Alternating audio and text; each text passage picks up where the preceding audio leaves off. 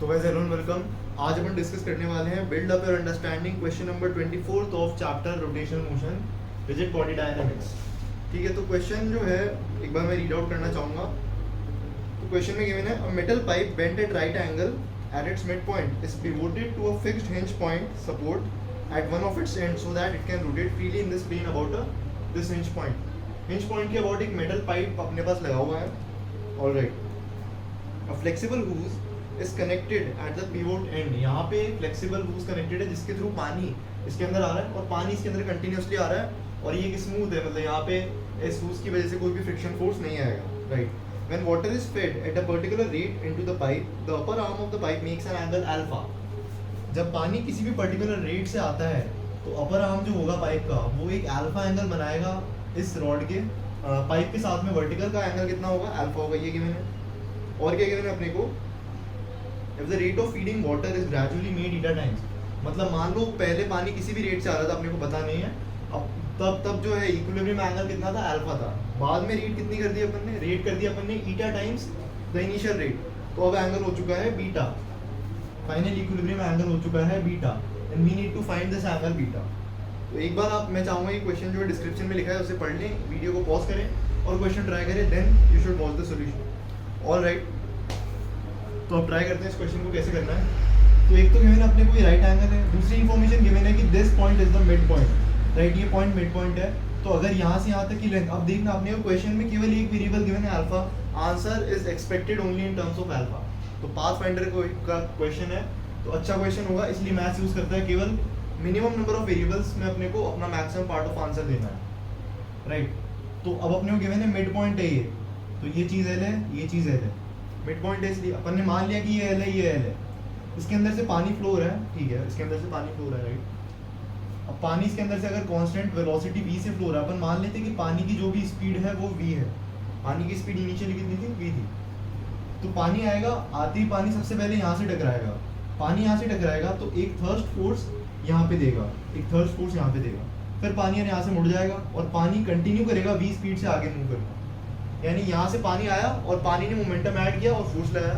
पानी जा रहा है, मोमेंटम रिमूव हो रहा है, तो एक रिवर्स फोर्स लगेगा इस डायरेक्शन में, which is also equal to the thrust force. अच्छा, दूसरी चीज, सिस्टम को इक्विलिब्रियम में रहने के लिए यहाँ से हिंज फोर्सेस लगेंगे। एक फोर्स अपन मान लेते हैं हिंज फोर्स लगता है Fy और प्लेन के अंदर की तरफ एक फोर्स लगेगा Fx, क्योंकि ये अपनी हॉरिजॉन्टल एक्सिस है और ये अपना वर्टिकल प्लेन है जो बोर्ड है और इसके अंदर ये ऐसे से घूम रहा है। Right, I hope you are comfortable with my pace of solving this question. If you have any doubt or you have any problem with my pace of solving questions, then you can mention in the comment section. All right, आगे चलते हैं अपन। Discuss किया अपन ने thirst force क्या होता है। अच्छा ठीक है, इस तरह से अब अपने को निकालना है बीटा कितना होगा। बीटा कितना होगा, तो क्वेश्चन में ज्योमेट्री अच्छे से यूज की गई है, वो मैं आपको दिखाता हूँ कैसे। ज्योमेट्री से पहले मैं आपको एक्सप्लेन करना चाहूँगा थर्स्ट फोर्स जो होता है वो कितना होगा, कैसे कैलकुलेट करेंगे अपन थर्स्ट फोर्स, ताकि अपन ईटा वाला जो फैक्टर है, बाद में अपने को बोला जो रेट ऑफ पानी है, पानी की स्पीड जो है वो eta times the initial speed हो चुकी है बाद में, वो अपने को गिवन है। ठीक है, थर्स्ट फोर्स जो होता है अपने पास, अपन ने पढ़ा है मोमेंटम चैप्टर में, जो थर्स्ट फोर्स होता है that is negative of v relative dm by dt। Negative of v relative dm by dt। तो यार पाइप तो रेस्ट पे, पाइप मूव नहीं कर रहा है, तो रिलेटिव वेलोसिटी में अपन क्या बोलेंगे? नेगेटिव ऑफ v रिलेटिव, मतलब v into dm by dt, d by dt of m। तो अपन बोलते हैं यार dm by dt क्या है? dm by dt is the mass added in unit time। Unit time में इतना मास ऐड किया गया है, ठीक है, यूनिट टाइम में इतना मास ऐड किया गया है। तो यूनिट मास टाइम में अब अपन मान लेते हैं जो पाइप है इसका एरिया ऑफ क्रॉस सेक्शन जो है, area of cross section is capital A, ठीक है, और इस पानी की जो भी पानी है, जो भी अपन बोले जो भी इन जनरल लिक्विड है इसके अंदर से जो भी आ रहा है, उसकी डेंसिटी अपने पास में रो है, ठीक है, रो है। तो अपन जानते हैं कि मास जो होता है, मास पर यूनिट वॉल्यूम कितना होता है? डेंसिटी होता है। तो अपन देखें तो यूनिट टाइम में 1 सेकंड में पानी ने कितना डिस्टेंस चला, ये सबसे इंपॉर्टेंट पार्ट है वीडियो का। पानी 1 सेकंड में कितना डिस्टेंस चला? v डिस्टेंस चला। 1 सेकंड में पानी v डिस्टेंस चला और एरिया इतना था, तो 1 सेकंड में इतना वॉल्यूम अपना पानी चला। और अगर पानी की जगह उसकी डेंसिटी कुछ भी है तो 1 सेकंड में इतना मास जो है ट्रांसफर होता है। राइट, तो v is volume added in unit time, v is the volume added in unit time और दिस इज द डेंसिटी और डेंसिटी होती है मास अपॉन वॉल्यूम, तो अपने पास में एक यूनिट टाइम में आने वाला मास आ जाएगा, this term is equal to dm/dt। dm/dt को उठा के यहाँ रखेंगे अपन, तो जो थर्स्ट फोर्स होगा अपना वो आ जाएगा माइनस v, dm/dt की वैल्यू हो चुकी है rho A v, where v is the speed of water, therefore we can say that we are coming up with an important formula जो शायद आप सबको पता है, और नहीं पता है तो आप देख लीजिए, ये थर्स्ट फोर्स का फार्मूला होता है minus rho A V relative square. ये फार्मूला बहुत ही इंपॉर्टेंट फार्मूला है, ठीक है। तो इसको अपन लिखते हैं यार, ये वाला थर्स्ट फोर्स किसके इक्वल होगा, this will be equal to rho A v square, और ये वाला भी किसके इक्वल होगा, रो ए वी स्क्वायर। इन दोनों का जो रिजल्टेंट है वो √2 टाइम्स रो ए वी स्क्वायर हो जाएगा, और रिजल्टेंट ये होगा 45 डिग्री। सिस्टम का सेंटर ऑफ मास कहाँ पे होगा सिस्टम, तो ये जो यहाँ से यहाँ तक, अब पानी जो है इक्वेशन ऑफ कंटिन्यूटी जो है वो यहाँ पे काम तो नहीं आ रही, लेकिन फिर भी a1 v1 जो है that is equal to a2 v2। पानी कंटिन्यूसली मूव होता है, और सारे बर्नौली वाले जो अजम्पशंस है वो भी पानी फॉलो करेगा, तभी अपन क्वेश्चन सॉल्व कर पाएंगे। अब इसमें जो भी है पानी हरदम फ्लो, इसमें हरदम पानी भरा हुआ है, तो टोटल लेंथ L है, इतने से पार्ट, इतना सा जो पार्ट है पाइप का, इसके अंदर जो भी पानी है including the mass of pipe, इसका सेंटर ऑफ मास यहाँ पे सिचुएटेड होगा at a distance of L/2, मतलब सेंटर में यहाँ से यहाँ तक वाला जो पाइप है और इसके अंदर का जो पानी है, दोनों का मास इंक्लूड करते हुए सेंटर ऑफ मास होगा यहाँ पे, which is also at a distance of L/2, ठीक है। अब ज्योमेट्री की बात करते हैं, ज्योमेट्री को कैसे यूज करना है, ज्योमेट्री की बात करते हैं, ज्योमेट्री को कैसे यूज करना है। तो ये पाइप यहाँ से यहाँ तक था, और फिर आगे ये यहाँ से यहाँ तक था। अब सेंटर ऑफ मास जो होगा सिस्टम का, इतनी सी रॉड का सेंटर ऑफ मास आ चुका है यहाँ पे m1, इतनी सी रॉड का सेंटर ऑफ मास आ चुका है यहाँ पे। तो इन दोनों का सेंटर ऑफ मास, अगर दोनों का मास इक्वल है तो क्या एग्जैक्टली इनके बीच में होगा, राइट। ये चीज 90, ये एंगल है 90 डिग्री, ये लेंथ है L/2, ये लेंथ है L/2। ओवरऑल लेंथ कितनी हो जाएगी अपने पास में, ओवरऑल लेंथ, ये जो टोटल लेंथ है, टोटल लेंथ हो जाएगी अपने पास L/√2, ठीक है। L/√2 हो जाएगी टोटल लेंथ, और L/√2 का भी मैं आधा कर दूँ तो ये लेंथ हो जाएगी L/2√2। This is the centre of mass of system, ये अपने सिस्टम का सेंटर ऑफ मास है, ये है अपना हिंज पॉइंट। अब ज्योमेट्री की बात करते हैं अपन, तो अपने को ये वाला एंगल कितना गिवन था, दिस एंगल इज अल्फा, तो this angle is alpha, right. अब एक और डायग्राम बनाता हूँ मैं अच्छी क्लियर कट एक्सप्लेनेशन के लिए, है ना। यहाँ पे मास अपना जो भी था, फाइनली अपना ये क्या है, this is the centre of मास। ध्यान से देखना गाइस, ये सेंटर ऑफ मास है, सेंटर ऑफ मास पे एक फोर्स नीचे लग रहा है, कौन सा है, mg, where m is the total mass of the system. अच्छा ये वाला एंगल कितना है, ये पैरेलल एंगल है, ये एंगल अल्फा है, तो ये वाला एंगल भी कितना हो गया, अल्फा हो गया। अच्छा अब ये वाला एंगल कितना है, दिस एंगल इज 45 डिग्री, क्योंकि ये भी L/2, ये भी L/2, ये 90, तो ये 45, ये 45, ये एंगल कितना है 45। तो यहाँ से यहाँ तक ये वाला एंगल अभी मैं निकाल चुका हूँ, ये वाला जो एंगल है ये कितना है 45 डिग्री, ये 90, तो ये वाला भी कितना है टोटल एंगल, ये टोटल एंगल कितना है 45 degree, which is equal to π/4। तो अपन देखेंगे तो ये जो छोटा सा एंगल है इन दोनों का difference, this will be π/4 minus alpha. ये एंगल कितना हो चुका है, π/4 माइनस अल्फा हो चुका है। अच्छा ये जो पॉइंट है यहाँ से लेके यहाँ तक का ये जो डिस्टेंस है, this is L/2, this is L/2। अब अपने को चाहिए सेंटर ऑफ मास से हिंज पॉइंट का परपेंडिकुलर डिस्टेंस, मतलब इस लाइन को एक्सटेंड करेंगे अपन,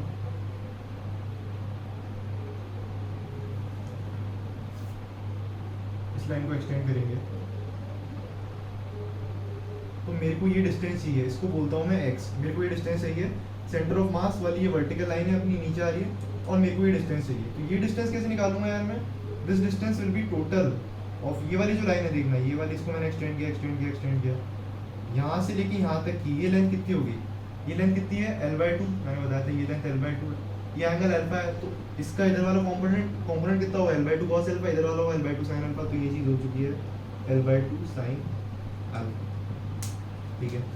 अब इसमें से ये लेंथ घटा देंगे तो ये लेंथ मिल जाएगी जो अपने को चाहिए। ये लेंथ क्यों निकालनी, ताकि अपन टॉर्क निकाल सकें, टॉर्क निकालेंगे अपन, और फिर क्या करेंगे, इक्विलिब्रियम में पॉइंट जो अपना हिंज पॉइंट है, हिंज पॉइंट के अबाउट सारी फोर्सेस का जो टॉर्क होगा वो जीरो होगा, समझ गए आप, सारी फोर्सेस का टॉर्क जीरो होगा हिंज पॉइंट के अबाउट। तो ये एंगल था π/4 माइनस अल्फा। अब ये जो लेंथ है यहाँ से यहाँ तक, ये वाली जो लेंथ है, दिस इज L/2√2, मैं एक्सप्लेन कर चुका हूँ L/2√2, तो ये वाली लेंथ भी कितनी है L/2√2। अब L/2√2 का एक कंपोनेंट इधर आएगा, यानी ये इस छोटे से ट्रायंगल को आप देखें तो यहाँ से यहाँ तक की जो लेंथ है, दिस इज L/2√2 का cos ऑफ π/4 माइनस अल्फा।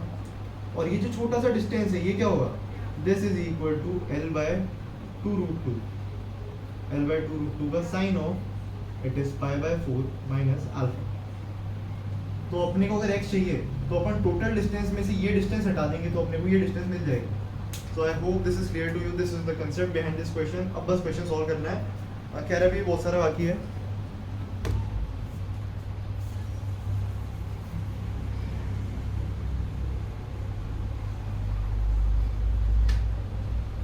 तो मैं यहाँ लिखना चाहूँगा इसको। अब अपने को चाहिए तो अपन एक काम करेंगे, हिंज पॉइंट जो है, हिंज पॉइंट के अबाउट एक तो थर्स्ट फोर्स कितना अपना इधर लग रहा है रो ए वी स्क्वायर, और एक थर्स्ट फोर्स मोमेंटम रिमूव होने के कारण कितना लग रहा है रो ए वी स्क्वायर। तो अपन देखें तो थर्स्ट फोर्स क्या होता है, थर्स्ट फोर्स होता है, थर्स्ट फोर्स है किसी भी टाइप का फोर्स है, किसी भी टाइप का जो फोर्स होता है that is equal to the rate of change of momentum, या एक सेकंड में जितना मोमेंटम इम्पार्ट हुआ है, ट्रांसफर हुआ, that is equal to the force. dp/dt किसके इक्वल होता है, फोर्स के इक्वल, क्योंकि फोर्स जो होता है that is equal to mass times acceleration. तो अपन एक्सेलरेशन, अच्छा मास टाइम्स एक्सेलरेशन और मोमेंटम कितना होता है अपना, मास टाइम्स वेलोसिटी। डिफरेंशिएट करेंगे इसको तो dp/dt इधर बचेगा मास टाइम्स, और dv/dt कितना बन जाएगा, acceleration which is equal to force. तो ये सिंपल सा दो लाइन, एक लाइन का प्रूफ है कि एक सेकंड में dt टाइम में dp मोमेंटम अगर ऐड होता है दैट इज द फोर्स। तो अपना पानी के थ्रू अपना मोमेंटम जो है यहाँ पे ऐड हो रहा है, कितना मोमेंटम ऐड हो रहा है, रो ए वी स्क्वायर। लॉजिक ये रहा, लॉजिक क्या था वो मैं वीडियो के एंड में रिवाइज करवा दूंगा एक बार, राइट। अभी अपन क्वेश्चन सॉल्व करते हैं। तो इक्विलिब्रियम में क्या होगा, दोनों ही थर्स्ट फोर्स और हिंज फोर्सेस जो लग रही थी अपनी Fy जो भी जिधर भी लग रही थी, सबका टॉर्क इस हिंज पॉइंट के अबाउट कितना होगा, 0 होगा। तो net torque of the system about hinge point that will be equal to 0 और अ नल वेक्टर। ये हिंट गिवन है बुक में, ठीक है। अब क्वेश्चन सॉल्व करते हैं अपन। तो एक जो अपना मास लग रहा है, फोर्स लग रहा है mg, तो force into perpendicular distance, x की वैल्यू कितनी होगी, L/2 sin अल्फा माइनस ये distance. So it will be L/2 sin alpha minus L/2√2 sin of which is going to be π/4 minus alpha। इसका explanation दिया मैंने 5 minute तक यहाँ पे, ठीक है। Now this is equal to जो थर्स्ट फोर्स था अपना that multiplied by L, क्योंकि ये रहा अपना फोर्स, इस फोर्स का टॉर्क कितना आएगा, R क्रॉस F।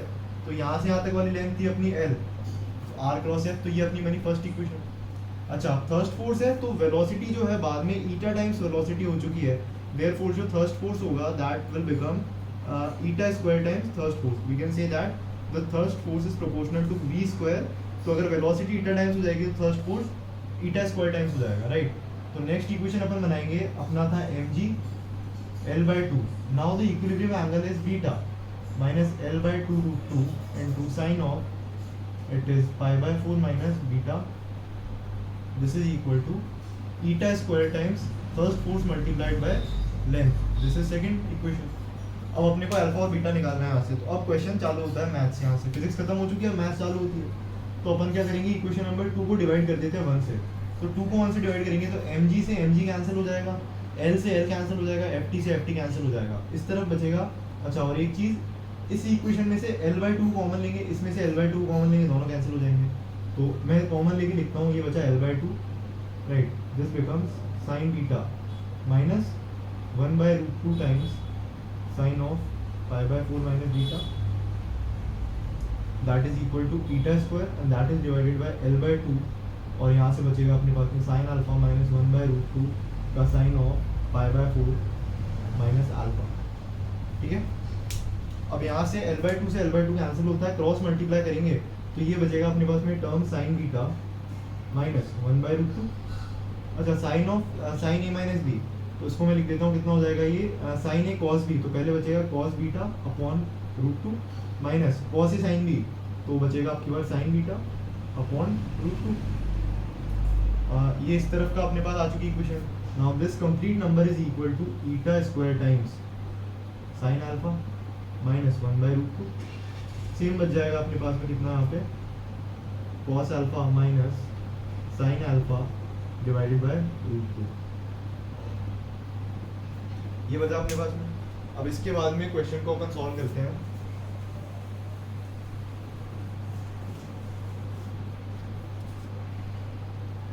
राइट, तो ये जो इक्वेशन थी इसको कंटिन्यू करते हैं अपन।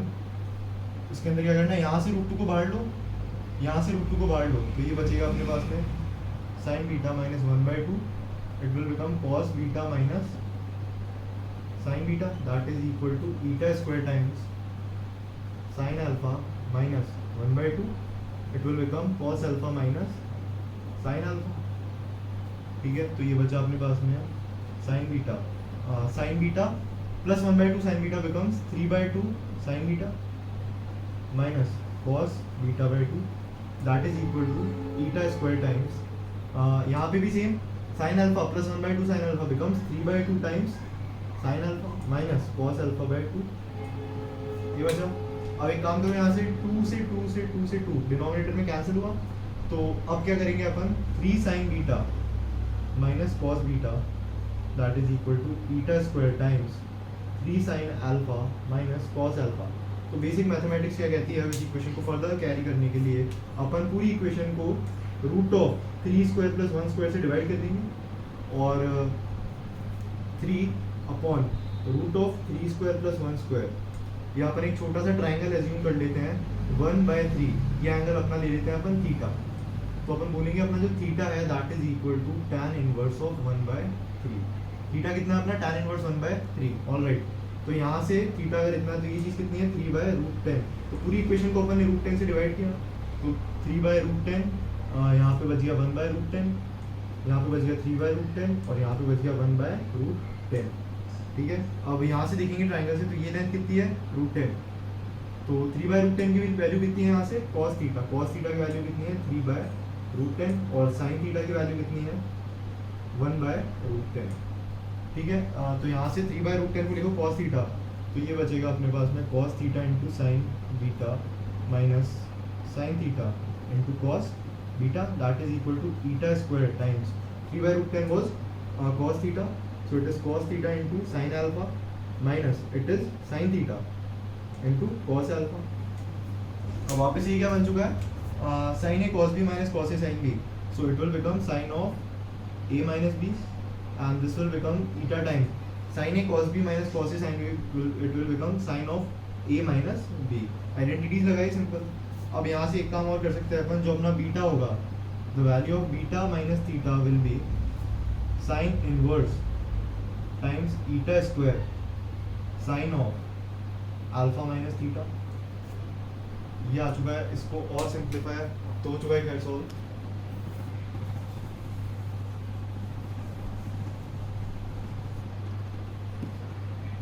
तो ये जो इक्वेशन है यहाँ से मैं लिख सकता हूँ यार अपना जो बीटा है that is equal to theta plus sine inverse eta square times sine of alpha minus theta. Theta की वैल्यू कितनी निकाल चुके हैं अपन, थीटा की वैल्यू है tan inverse of, it is tan inverse of 1/3, so the value of beta is tan inverse 1/3 plus sine inverse eta square times sine of alpha minus theta, so the value of alpha is alpha minus theta is tan inverse 1/3। So this is the final angle of equilibrium जो पूछा आपने से जब speed ईटा times हो जाएगी। तो guys I hope you like the question. अब आप देखें मैं रैंडमली पेजेस टर्न कर रहा था इस बुक के और मैंने आंसर्स में देखा इस टाइप का एक आंसर गिवन था। मैंने देखा यार खतरनाक क्वेश्चन है बहुत ही, मतलब कि आंसर क्या है tan inverse of 1/3 plus sin inverse of beta square times sin of alpha minus tan inverse 1/3। बोलने में मुझे 5 मिनट लग गए, तो मैंने देखा यार ये कितना टफ क्वेश्चन होगा अपना। मैंने देखा बिल्डअप और अंडरस्टैंडिंग का क्वेश्चन नंबर 24 है। मैंने क्वेश्चन पढ़ा और फिर मैंने हिंट पढ़ा। हिंट में ऑथर जी कह रहे हैं कि अपने को नेट टॉर्क जीरो करना है, सारी फोर्सेस का थर्स्ट फोर्स होता है, ये सब फोर्स होता है, नेट टॉर्क जीरो करना है। मैंने नेट टॉर्क जीरो किया और मैं यहाँ पे पहुंचा किस जगह पे, हाँ मैं इसके भी पहले वाली इक्वेशन तक पहुंच गया था और फिर मुझसे इक्वेशन सॉल्व नहीं हो रही थी। मैं देख रहा था यार मैं किधर गलती कर रहा हूँ, क्योंकि वहाँ से इसको देखना थोड़ा मुश्किल होता है, राइट। तो यहाँ से ये जो मैथ्स करते हैं ना, यहाँ पे ये अपन इन्वर्स ले रहे हैं या फिर ये जो कर रहे हैं ये भी काम अपन डिवाइड कर रहे हैं √10 से, ये एलिमेंट्री मैथमेटिक्स से ये आनी चाहिए अपने को पाथ फाइंडर के क्वेश्चन अटेम्प्ट करने के लिए। तो ये एक बहुत ही अच्छा क्वेश्चन है मैथ्स और फिजिक्स दोनों के पॉइंट ऑफ व्यू से, 11th क्लास के पॉइंट ऑफ व्यू से। तो रोटेशनल मोशन में इसमें क्या लगा, एक तो थर्स्ट फोर्स लगा अपना और एक लगा इसके अंदर क्या नेट टॉर्क जीरो किया। थर्स्ट फोर्स क्या होता है, थर्स्ट फोर्स होता है v relative dm/dt। v relative कितना है, पानी किस स्पीड से आ रहा है, पानी किस रिलेटिव वेलोसिटी से आ रहा है, ठीक है। पाइप रेस्ट पे है तो पानी की स्पीड क्या हो जाएगी, रिलेटिव वेलोसिटी हो जाएगी। पानी की स्पीड हो चुकी है v, अब बचा dm/dt। एक सेकंड में कितना मास ऐड होता है, एक सेकंड में कितना मास ऐड होता है। तो यूनिट टाइम में v डिस्टेंस चलेगा अपना पानी, यूनिट टाइम में पानी कितना डिस्टेंस चलेगा v multiplied bye a, unit time में इतना वॉल्यूम चलेगा अपना लिक्विड की डेंसिटी अगर रो है, लिक्विड कुछ भी इन जनरल रो है, तो rho a v will be the mass added in unit time, rho a v multiplied by v which comes out to be rho a v square, that is the momentum, that is the thrust force or the momentum added in unit time by water or the momentum removed in unit time by water. ये अपन ने किया, फिर अपन ने देखा कि जो thrust force है वो v स्क्वायर के प्रोपोर्शनल है, तो अगर वेलोसिटी ईटा टाइम्स हो जाए, rate of fading the water is increase to eta times, तो अपना जो थ्रस्ट फोर्स है वो भी ईटा टाइम्स हो जाएगा, थ्रस्ट फोर्स भी ईटा टाइम्स हो जाएगा। तो अगर अपना थ्रस्ट फोर्स भी ईटा टाइम्स हो जाता है तो अपन बोल सकते हैं कि अपने पास दो इक्वेशंस आ चुकी है, फाइनल एंगल ऑफ इक्विलिब्रियम है beta, initial angle of equilibrium है अल्फा, दोनों को डिवाइड किया, अपने को एक इक्वेशन मिली बीटा और अल्फा में इस टाइप की, इसको अपन ने सॉल्व किया और अपने को फाइनली बीटा मिल चुका है। और एक चीज़ और, जो अपन ने ये जो बनाया था ये, इसके अंदर अपन ने जो डिस्टेंस वगैरह निकाला था mg का, मतलब कुल मिला के अपन ने क्वेश्चन में क्या सीखा कि mg का हिंज पॉइंट से परपेंडिकुलर डिस्टेंस कैसे निकालना, थ्रस्ट फोर्स पता है अपने को और टॉर्क जीरो करना आता ही है। क्या सीखा क्वेश्चन से कि ये डिस्टेंस कैसे निकालना है, हिंज पॉइंट से सेंटर ऑफ मास का परपेंडिकुलर डिस्टेंस कैसे निकालना है, तो ये अपन ने सीखा इस क्वेश्चन में। तो आई hope you like the video, question आपको डिस्क्रिप्शन में लिखा हुआ मिल जाएगा, और इसका जो सॉल्यूशन भी जो मैंने फर्स्ट टाइम अटेम्प्ट किया था वो भी आपको उसकी पीडीएफ आपको लिंक में मिल जाएगी, मीगा की जो भी लिंक है वो मिल जाएगी आपको डिस्क्रिप्शन में, ठीक है। तो इसी टाइप के मेरे पास कंटेंट बहुत ज़्यादा है। अब ये जो क्वेश्चन था इसको अपन मॉडिफाई भी कर सकते हैं, कैसे मॉडिफाई कर सकते हैं वो मॉडिफाई मैं करूँगा, और अगर आपको इसका मॉडिफाइड पार्ट आप चाहते हो उसका करना, और ज़्यादा एडवांस पार्ट और ज़्यादा टफ पार्ट आपको उसका करना हो तो कमेंट में बताएं, मैं क्वेश्चन मॉडिफाई करके आपको बताऊंगा। अगर आपकी इच्छा हो ज़्यादा टफ क्वेश्चन करने की, इससे भी बहुत ज़्यादा टफ, ये बिल्डअप योर अंडरस्टैंडिंग का है, चेक योर अंडरस्टैंडिंग से भी टफ जो होते हैं चैलेंज वाले, उससे भी टफ वो क्वेश्चंस आपको जानने हो तो मैं मॉडिफाई कर सकता हूँ। आप बस कमेंट सेक्शन में मेंशन कीजिए कि हमें इस लेवल की टफनेस चाहिए, I will provide you, because मेरे पास बहुत सारे कंटेंट है। So I hope you like the video and have a nice day, thanks.